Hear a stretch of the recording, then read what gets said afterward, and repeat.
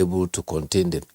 In a related development, Kano State has reported that the Nigerian Human Rights Office Commission there has registered a number of 266 cases of domestic violence. You recall yesterday we were talking about what level of domestic violence should be tolerated, and we said none at all. Absolutely. Now, Incidentally, that's our discussion this morning. Yes, in Kano now, they are saying in January, they had as many as 153 cases. In February, there were 85. And in March, they had as many as, in fact, it went on the increase to 83. Most cases, according to the Human Rights Commissioner in Kano, it relates to abandonment of family responsibilities. Others are rights of children, adding that gender-based violence constitutes majority of the cases. There is another form of domestic violence which is scarcely reported because of shame. These are children of the well-to-do who are hooked on drugs and hold their parents to ransom by threatening them within the domestic environment. And this is scarcely reported because the parents feel ashamed about it. They don't want to talk about it, but they are forced to endure this domestic violence from their own children within their homes. In Lagos, an assistant superintendent of police has been arrested for smoking cannabis in the public. The Commissioner of Police, Abiodun Alabi, has directed that the assistant superintendent of police should be made to face disciplinary action. The commander identified him from a photograph where he was found smoking the weeds in Ijora area. The Commissioner of Police has emphasized, following investigation, that the officer is serving at Shogule, that he should be summoned and should face disciplinary action in accordance with his rank. He's Assistant Superintendent of Police. There's a report Yusuf read about buses. The House of Representatives yesterday mandated its committee on the Federal Capital Territory to investigate the disappearance of about 10,000 buses from the streets of the Federal Capital Territory. The buses were provided for by the federal government for transport services within the Federal Capital Territory. The member Iken Ele said in the motion that was unanimous, they adopted, that the federal government provided 5,000 cars between the year 2003 and 2007. And between 2010 and 2014, another 5,000 was added. But all these buses are not on the streets in Abuja. If you want to find them, some of them are on a parked garage when you are going towards the Kubwa Expressway. They are there on the right, either from disuse or whatever. But there's an element of it. Some of the operators were hamstrung because most of the buses were running on diesel. Currently, diesel is about 800 naira per liter. But really, Bayo, that could not be the reason as much, because these buses have been grounded much more, far before the diesel thing becomes a problem. You know, that was it's over a year now these buses have not been working. And one wonders really, what is exactly the situation? Why should they be grounded and then remain there looking at the huge resources and investment done into them by the government, and in order to ease the public suffering? If you remember, Labour had its own chunk of those Labour mass transit. Where are those buses? All of them, they're all part of the menace. Part of the mess. For a lack of maintenance culture, and therefore the buses have been grounded. But for some other private entities who were running the buses, they found that their running of the buses was unprofitable because there were parameters set, a price above which they were not allowed to charge by way of fare. And then gradually, they are left, the buses there, they are there. They can be serviced, refurbished, and then brought back to use instead of lying fallow there and wasting away. Well, that's a good point. But I was just also wondering, buses that are in use are not intended to last forever, even with the best maintenance regime that you have for those buses. Was there a replacement policy or a replacement program for those buses? Because in business, you have depreciation of assets. You will say after so many years, these buses will be deemed to have realized their full value, and therefore they would need to be replaced, even if you have maintained it, so that they can be in optimum condition for use. We do know that maintenance is a major challenge, and sometimes some of these vehicles are deliberately left without maintenance and then dumped in the yard, and at some point you say, okay, you want to board them and then dispose of them by public auction. So who was in charge of those buses? There's an Abuja investment company or something. I'm not quite sure what the full name is. But some of these buses also came when you had Shopee. It's part of the ways of cushioning the impact of the price in fuel prices. They run around for a while. They are new when they hit the road. After a few weeks or a few months, again, because of reckless driving, you see the parts of the vehicle coming up. So these are issues I believe that the transport department in the Federal Capital Territory should look into as quickly as possible. But the committee in the House has 3 weeks to find out what it is and report to the House, and the House intends to take legislative action about them. The other news, one relates to the Friday, April 15th and Monday, April 18th, have been declared as public holiday. This is in celebration of the Easter celebration. All right, Bayo, thanks a lot. We'll see you again tomorrow, and have a nice day. It's Good Morning Nigeria, and we are live on the network service of the Nigerian Television Authority. We'll take a short break now. When we return, we'll get ahead with our item for discussion this morning. When times are tough, we know that as a mother, one thing you should never compromise on is your family's oral health, because they deserve the best. Oral-B, all-round protection. It's great value. It protects your mouth from harmful bacteria and also protects you against tooth holes and gum problems which can lead to tooth loss. It strengthens your family's teeth and gives them all-round protection. So remember, protect their future. Oral-B for healthier, stronger teeth in just 1 week. To every politician, as the campaigns gain momentum and passions begin to rise, remember, the errors of your opponents do not make you a success. Do not run down your opponent and inflame passions to violence between and among your supporters. What counts is what you plan to do for the electorate and how you intend to relieve the sufferings and bring succor. Nigeria is in dire need of patriotic leaders at all levels, leaders who will make national development their priority. Concentrate on telling the electorate what you intend to do when you get into office. Focus on making your vision clear to the electorate. Don't engage in verbal abuses, fake news or speeches. Keep dealing with issues that will bring progress. You win the hearts and minds of the people by being above board, by being civil, patriotic, and showing empathy. Let's join hands to make the 2023 elections peaceful. A message from the National Orientation Agency. A new edition of TV Guide is out, exclusively with Professor Umar Garba Dambata, Executive Vice Chairman of the Nigerian Communications Commission, NCC. We have unveiled the 622 as a toll-free line through which consumers can be able to lodge their complaints. And we have introduced the 112 as a national emergency number. This edition is a compendium of mind-blowing stories for your reading pleasure, ranging from technology, entertainment, economy, media, politics, family, and lots more. Pick up your copy and get abreast with issues and trending features within our space. TV Guide, very incisive, very educative and compelling. Grab a copy at the vendor near you or any NTA station nationwide. TV Guide, your indispensable companion. The ever-busy ancient city of Onitsha is a commercial hub with millions of commuters seamlessly linking other states daily for business, leisure, and other purposes.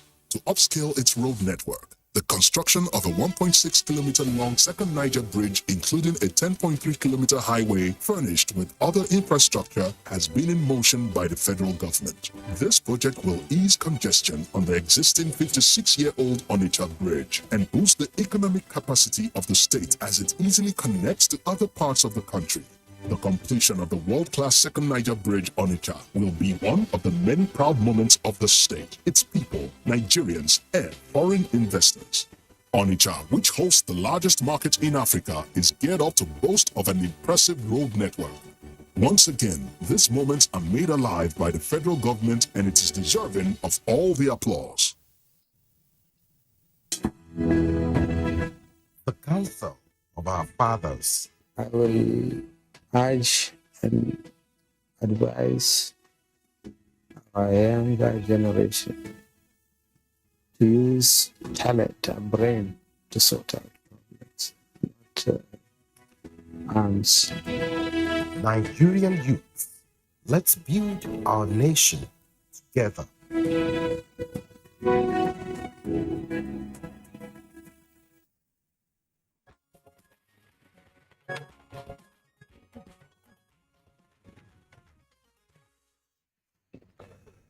The spread of domestic violence in the country calls for concern.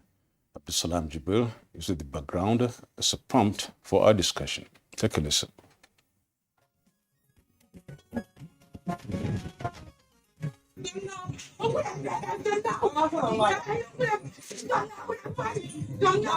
Quite a pathetic scene there, which underscores the prevalence of domestic violence that is dangerously taking over households across the country.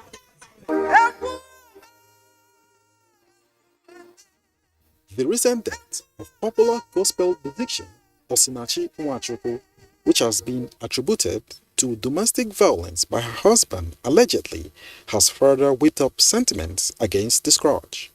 It will be recalled that the late gospel music artist was said to have died as a result of cluster of blood in the chest from the kicking she allegedly got from her husband. Circumstances surrounding her death has led to public outcry, with many Nigerians condemning domestic violence, particularly violence against women. According to a 2021 United Nations Women Report, 48% of Nigerian women have experienced at least one form of violence since the COVID-19 pandemic. Another study by the Ministry of Women Affairs and Social Development and the United Nations Population Fund Nigeria, with support from the Norwegian government, found out that 28% of Nigerian women aged 25 to 29 have experienced some form of physical violence since age 15. The level of exposure to the risks of violence varied based on marital status, and that 44% of divorced, separated, or widowed women reported experiencing violence since age 15, while 25% of married women or those living with their spouses have experienced violence. Experts note that traditionally, domestic violence is committed against females, and the most common include rape and sexual harassment, acid attacks, wife beating, and molestation. Others are physical violence, harmful traditional practices, emotional and psychological violence, social economic violence, and violence against non-combatant women in conflict situations. They also maintain that there is a deep cultural belief in Nigeria that it's socially acceptable to hit a woman to discipline a spouse. Domestic violence also occurs regardless of age, tribe, religion, or even social status. As Nigerians continue to mourn the demise of Osinachi Nwachukwu as well as other victims of the scourge, how can this despicable trend be wiped out? There is currently a push for federal laws concerning domestic violence and for a stronger national response and support for domestic violence issues. How will these processes help in mitigating domestic violence across the country? Guest on the program will be speaking to issues on domestic violence in Nigeria shortly.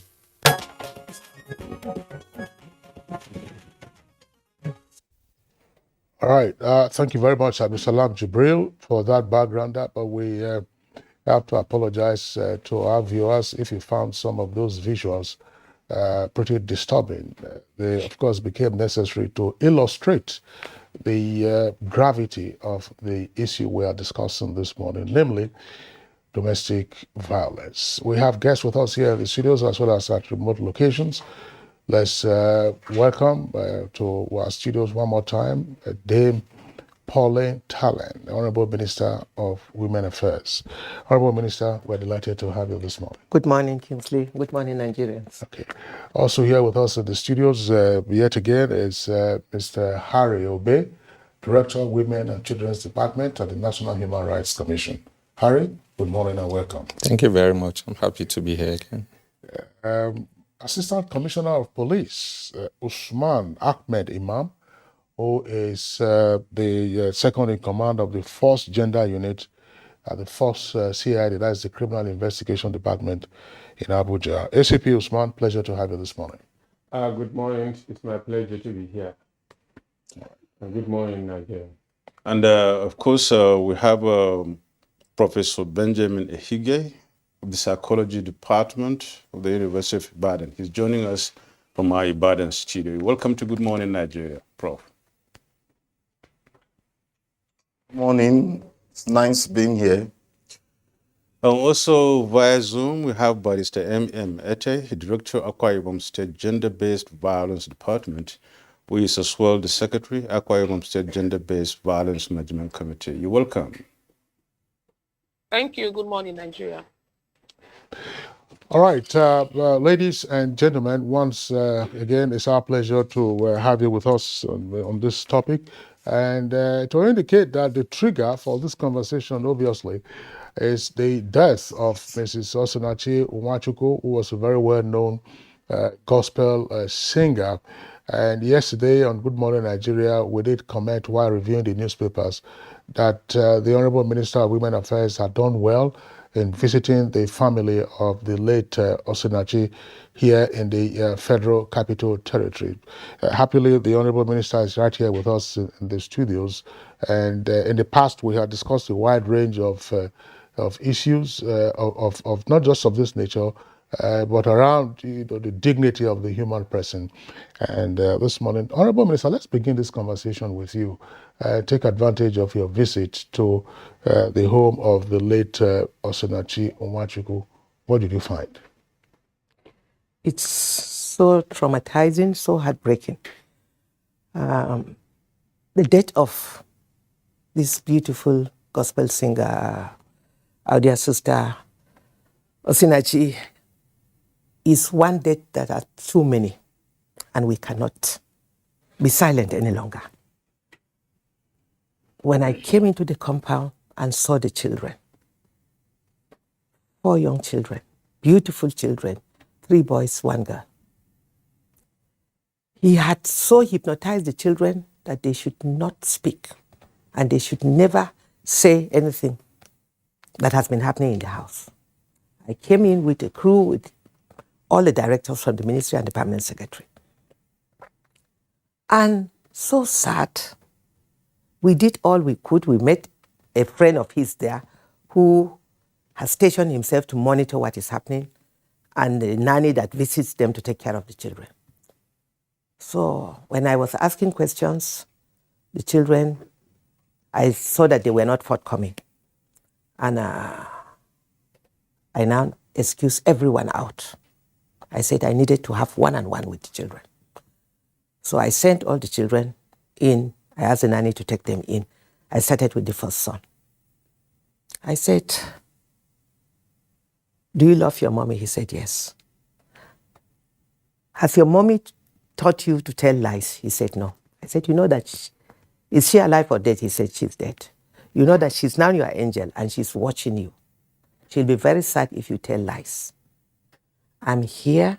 I introduced myself and I told him that the president is concerned, every Nigerian is concerned. We all join them to mourn Osinachi is dead. But what we want from him is the truth. If they want us to help them, all I want from you is the truth. The boy adjusted his seat. He looked at me. I said, do you fear God? Did your mom teach you how to pray and speak the truth? He said, yes. Then he opened up. There was nobody, myself, himself, and my permanent secretary. And thank God, my permanent secretary was recording everything. The boy now opened up and said that their dad used to beat their mom, and their mom was always sad. She would always sad and thinking he will beat her and fling her off. He doesn't spare them himself, that he gathered them in the room and will be beating them with a big belt. If the mom comes in to ask him to stop, he will turn back on her, beat her, lift her, and fling her up. And that has always been the issue. And that they are always scared, and that he doesn't go out, he's always in the home. It's the mom that runs around. She goes for her gospel music, bring back the money. In fact, if the money is paid through cash, through a bank account, it's paid to his account. She has no account of her own. Any cash she comes back with, he collects it. And he will give just a peanut to her for feeding. In fact, the boy said, he eats more than them. He will give mommy small money, and when she cooks, the next minute he starts shouting and beating her. He's always shouting. And their mom was living in fear, always sitting sad. Oh, it was such a horrible story to hear from a young boy of just 12. The eldest son is 12. And because of the trauma the children went through, I asked him which class he is. He's in class 5 at the age of 12. Why? He said he can't even read. A boy of 12 years can't even read. So mentally, this child is already destroyed. Retarded, yes. Completely. I was battling with tears. So when I finished, I asked him to move to the other side.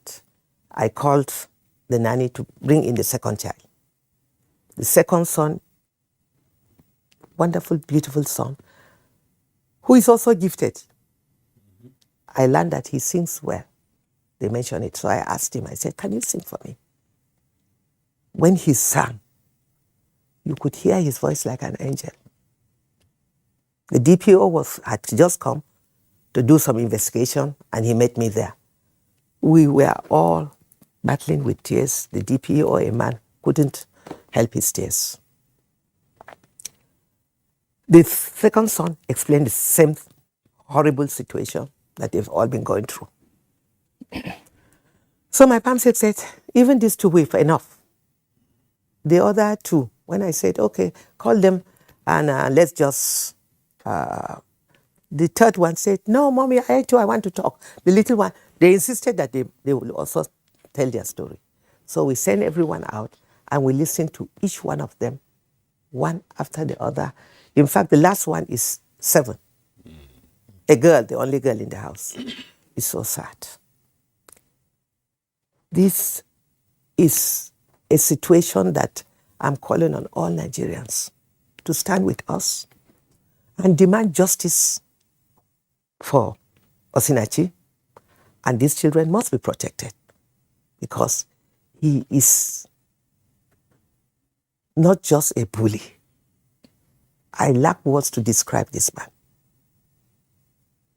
And it is sad that women, so many women are living and dying in abusive marriage. This is one out of so many that we are hearing. He stopped her from communicating with the entire family. None of her brothers come to the house. None of her sisters come to the house. I learned that she has a twin sister.